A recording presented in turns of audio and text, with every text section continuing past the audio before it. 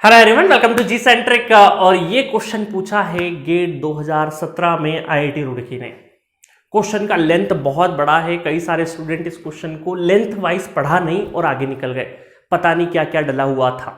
और एक वर्ड है इस क्वेश्चन के अंदर जिस वर्ड से काफी जनता भागती है, काफी स्टूडेंट भागते हैं, परम्यूटेशन, कॉम्बिनेशन एंड प्रोबेबिलिटी।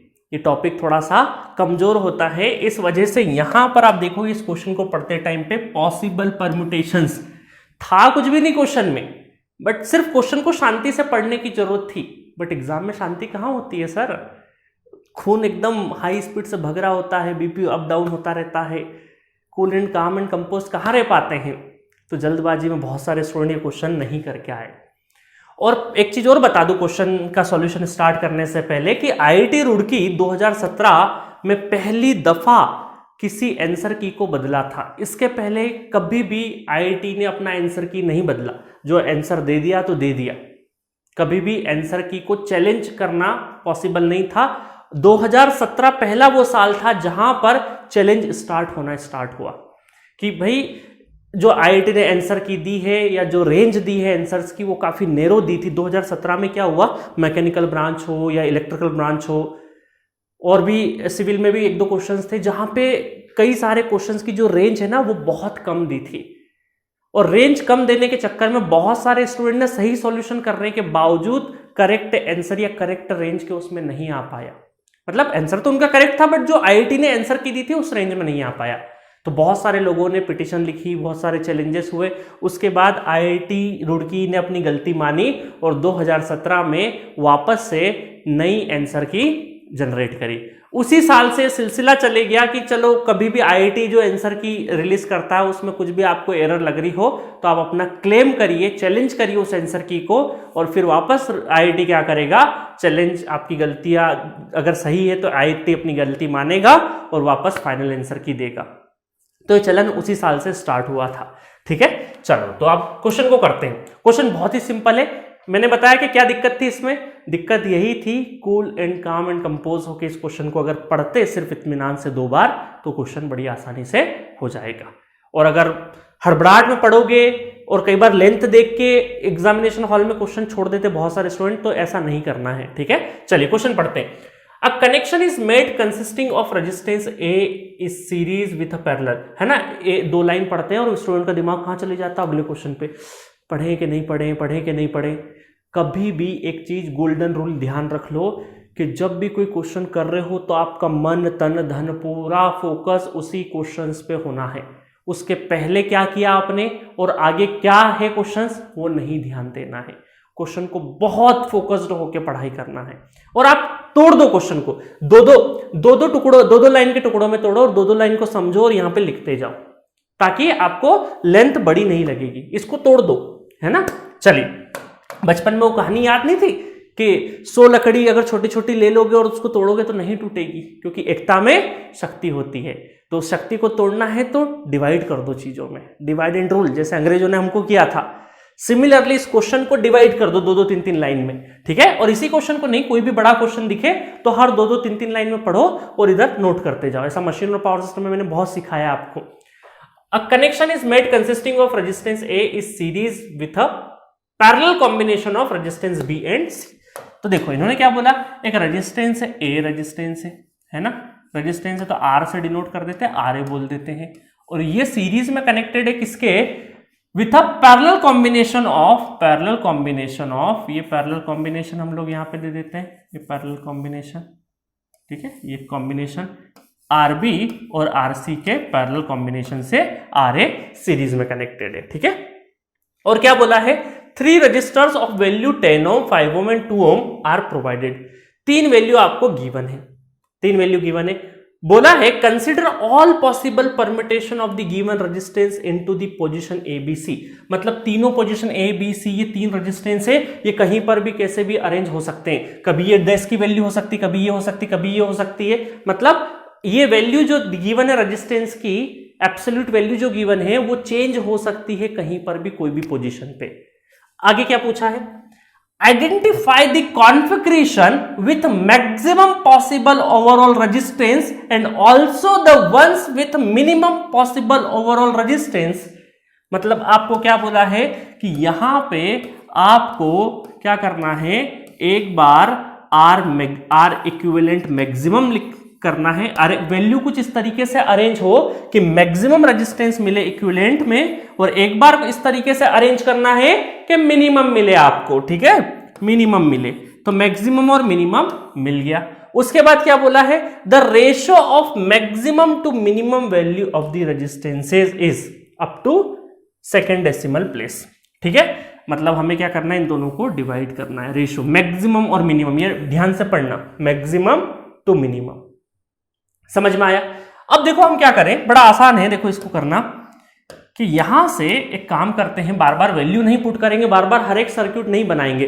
पहले हम क्या करते हैं, यहां से आर इक्विवेलेंट इस तरीके से बना लेते हैं, आर ए प्लस, और ये दोनों काय में है पैरेलल, तो parallel R B R C divided by R B plus R C, ठीक है, ये हो गया आपका, ठीक है। अब देखो, अब वैल्यू पुट करना स्टार्ट करते हैं। अब मुझे एक चीज बताओ, मैं जब है ना अपने 12th क्लास में जैसे थोड़ी थोड़ी एंट्री हुई थी हमारी फिजिक्स में, तो हमारे एक फिजिक्स वाले मार साहब ने एक चीज सिखाई थी हमें, और हमें ऐसा बोल दिया था कि मुझे हाँ ना, सर आए बड़े टशन में, और उन्होंने बोला कि बच्चों देखो 100 ओम और 1 ओम इन दोनों का पैरेलल कॉम्बिनेशन करके बताओ, इन दोनों का पैरेलल कॉम्बिनेशन करके बताओ।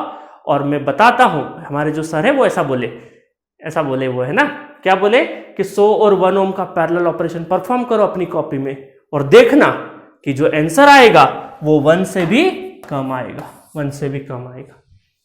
तो हम बड़े इंप्रेस हुए इस बात से, है ना। जब भी हम पहली बार किसी चीज से इंप्रेस होते हैं ना, तो दिमाग वो चीज हमारे दिमाग में बैठ जाती है। तो है ना, मेरे साथ बहुत बार हुआ, कई बार मुझे जब पहली बार ये पता चला था किसी की पावर अगर 0 है तो उसकी वैल्यू 1 होती है, तो वो बात भी लंबे समय तक मुझे याद थी, ठीक है। तो ये वाली चीज मुझे बड़ी याद रही कि हमेशा ये होगा कि जब भी किसी दो वैल्यू का अगर पैरेलल परफॉर्म हो रहा है, तो जो भी सबसे छोटी वैल्यू उससे भी कम वैल्यू आती है रिजल्टेंट, है ना। तो चलो, ये वाली जो चीज थी यहां पे भी काम आएगी। अब अगर मैं मैक्सिमम निकालना चाहता हूं कि मुझे आर इक्विवेलेंट मैक्सिमम निकालना है अगर, तो इसका मतलब है कि जो सबसे बड़ी वैल्यू है ना, सबसे बड़ी वैल्यू है वो तो सीरीज में होना चाहिए, तभी मैक्सिमम हो पाएगा, है ना। 10 5 और 2 10 में यहां रख दूं प्लस, मतलब जो भी वैल्यू आएगी वो 10 से ऊपर आएगी, है ना। सीरीज में तो क्या होता है, इन दोनों का सीरीज होता है 1 ओम और 100 ओम का कितना होता है, वो 101 होता।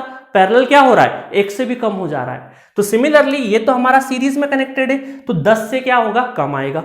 अब बाकी बची हुई वैल्यू क्या है, मैंने क्या करा, तीनों में से जो मैक्सिमम उसको सीरीज में कनेक्ट कर दिया, और बाकी 2 का क्या कर दिया, 5 और 2 का पैरेलल कर दिया। तो ये कितना हो गया, 5 और 2 7, तो ये 10 प्लस 5 दूनी 10, 10/7 70, और 80 डिवाइडेड बाय एलसीएम ले लेंगे ना, 80 डिवाइडेड बाय 7, ये हो गई मैक्सिमम वैल्यू। अब आप में से कुछ लोग बोलेंगे सर 5 यहां कर दें या 2 यहां पे कर दें, तो जो भी पैरेलल परफॉर्म करोगे ना वो वैल्यू कम आती है, काफी कम आती है। तो इसीलिए हमें इस प्लेसिंग पे वो वैल्यू रखना है जो ज्यादा है। कॉन्सेप्ट इतना ही था। चलो, मिनिमम के लिए अगर बात करें, आर इक्विवेलेंट मिनिमम अगर हमें परफॉर्म करना है, तो मिनिमम के लिए क्या करेंगे, सर लॉजिक धीरे धीरे समझ में आ रहा है, थोड़ा थोड़ा समझ में आ रहा है। मिनिमम के लिए क्या करेंगे कि ठीक है, ये पैरेलल तो हमें मिनिमाइज करके देता है वैल्यू, बट इसमें जब भी ऐड होगी वो वैल्यू, तो इस प्लेस पे हम क्या रखें, मिनिमम वैल्यू रखें। मिनिमम कौन सी है, 5 2 में से 2 मिनिमम है, प्लस इन दोनों का हम क्या करेंगे, पैरेलल परफॉर्म करेंगे।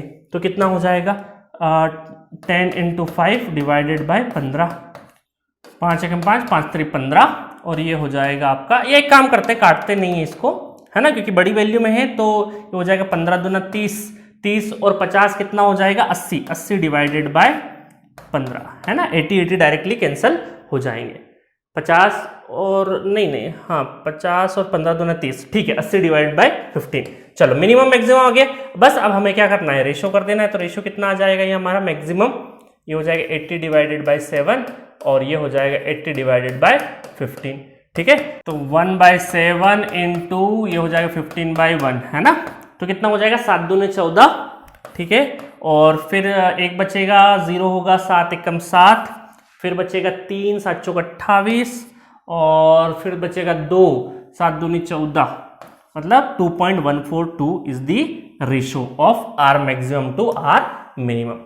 ठीक है, मजा आया क्वेश्चन में? तो क्वेश्चन बहुत ही सिंपल था, सिर्फ आपको ये पता करना था कि कॉम्बिनेशन जमाने थे, बट उसमें भी बहुत ज्यादा दिमाग नहीं लगाना था आपको, मिनिमम मैक्सिमम बोल दिया, बस ये ध्यान रखना था सीरीज और पैरेलल में कम वैल्यू ज्यादा कैसे होती है। कई सारे स्टूडेंट को अगर ये नहीं पता होता कि यार पैरेलल कॉम्बिनेशन करने के बाद वैल्यू कम होती है, दो ऐसी चीजों का जब पैरेलल ऑपरेशन कर रहे हो उसका जो रिजल्टेंट आएगा वो जो सबसे छोटी वैल्यू है उससे भी कम का आएगा। अगर ये पॉइंट आपको पता होता तो आप यहां पे दिमाग बिल्कुल भी नहीं लगाते, और क्योंकि आपको पता है ये वाली वैल्यू तो वैसे ही डाउन होगी, तो मैक्सिमम के टाइम पे हमें इसको मैक्सिमम रखना है और मिनिमम के टाइम पे इसको हमें मिनिमम रखना है। बस ये कॉन्सेप्ट था और यहां पे आपको फंसाने की कोशिश थी। तो गलती कहां कहां हो सकती है आईआईटी की तरफ से, क्या माइंडसेट था? पहली गलती की पॉसिबिलिटी ये थी कि आप क्वेश्चन ही नहीं पढ़ो, कि आधी जनता तो ये है कि क्वेश्चन बड़ा देखा आप मत पढ़ो। दूसरी कहां पे मिस्टेक हो सकती थी कि क्वेश्चन पढ़ते टाइम पे परमुटेशन और पॉसिबल परमुटेशन कॉम्बिनेशन इस तरह के वर्ड डाल दी जिससे कि आपका क्या होगा, थोड़ा सा भेजा चकरा जाएगा। तीसरी चीज है कि यार मैक्सिमम मिनिमम फिर रेशो भी पूछा है, तो साइकोलॉजी ये होगा कि यार बहुत बड़ा क्वेश्चन चले जाएगा, इस वजह से भी शायद नहीं करोगे। तो बहुत ऐसे पॉइंट्स थे, बहुत ज्यादा हर्डल थे इस क्वेश्चन में। ऐसे क्वेश्चन को मैं बहुत अच्छे क्वेश्चन मानता हूं जिसमें गलती करने के चांसेस सबसे ज्यादा हों, मतलब गड्ढे ज्यादा से ज्यादा रहे ताकि आप ज्यादा से ज्यादा जगह पे गिर सको, और उसमें से बच के निकलता है वही तो हीरो होता है, वही तो रैंकर होता है। तो इसीलिए मैं उस क्वेश्चन को अच्छा क्वेश्चन नहीं मानता जिसको कोई भी टच नहीं कर रहा है, तब तो कंपटीशन ही खत्म हो गया ना। ऐसा क्वेश्चन बना दिया कि कोई भी टच नहीं कर रहा है, तो फिर तो क्या है, वो क्वेश्चन का होना ना होना बराबर ही है, कोई कैंडिडेट उसको छू ही नहीं रहा है, चले जा रहा है, बाईपास कर दे रहा। हर कैंडिडेट बाईपास अगर कर देगा तो उस क्वेश्चन का एग्जिस्टेंस या सिग्निफिकेंस खत्म हो गया। मजा तो तब है जब ऐसा क्वेश्चन हो जिसको सब करे और सिर्फ 20% सही करे, तब तो डिफरेंस क्रिएट होगा। ठीक है, तो इस तरीके से मजेदार तरीके से अगर पढ़ना हो तो ये फुल कोर्स हमारा 299 में जी सेंटर के ऐप पे अवेलेबल है। बहुत सारे iOS स्टूडेंट जिनके पास एप्पल का फोन है वो चाहते हैं अगर इस जी सेंटर के ऐप को डाउनलोड करना, तो वो डायरेक्टली नहीं मिलेगा, ऐप स्टोर पे जाना, माई इंस्टीट्यूट ऐप आपको क्या करना पड़ेगा, डाउनलोड करना पड़ेगा। माई इंस्टीट्यूट ऐप डाउनलोड करना, वहां पे ORG कोड पूछेगा, तो GCENT ORG कोड है, वो डालोगे तो आपके एप्पल आईफोन टैबलेट पे भी चलेगा। ठीक है, तो ये सारी चीजें 450 प्लस क्वेश्चन है, फुल कोर्स है, क्रैश कोर्स है, PDF नोट्स है, रियल टाइम डाउट सॉल्विंग है, चैट बॉक्स में आप डाउट पोस्ट कर सकते हो, डिस्कशन कर सकते हो कहाँ पे गलती कर रहे हैं। बहुत सारे स्टूडेंट अपना सॉल्यूशन पोस्ट करते हैं, बोलते हैं सर कहाँ गलती हो रही है थोड़ा बता दीजिए, तो जस्ट आपका टाइम भी सेव हो जाएगा, आपको चीजें भी पता चल जाएगी और मजा आएगा प्रिपरेशन करने में। ठीक है, तो मिलेंगे नेक्स्ट वीडियो में, नेक्स्ट IIT के द्वारा क्वेश्चन कैसा पूछा है उसको देखेंगे। Okay, thank you.